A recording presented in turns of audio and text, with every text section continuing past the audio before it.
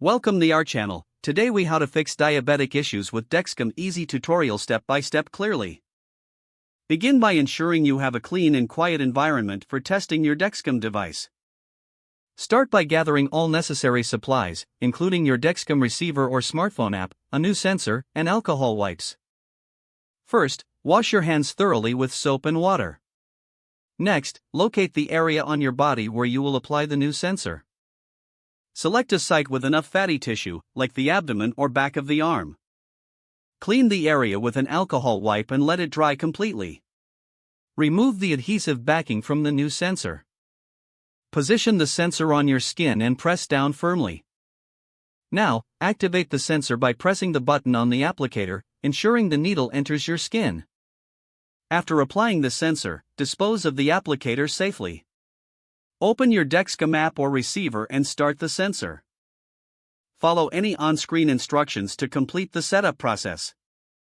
Wait for the sensor to warm up, which usually takes about 2 hours.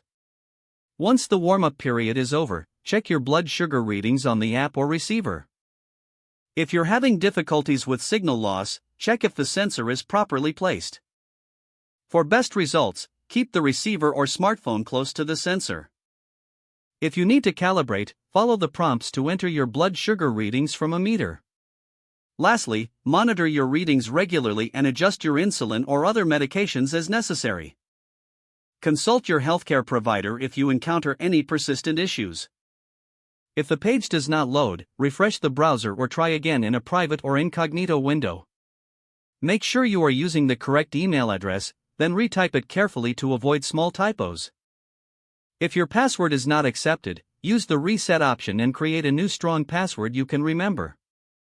Check your spam folder for verification or security emails, then complete any Enable two-factor authentication if available to improve account security and reduce unauthorized access risk.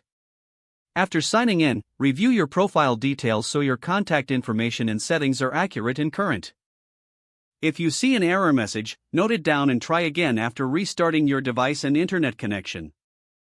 Log out when you finish, especially on shared devices, to keep your account and payment information secure.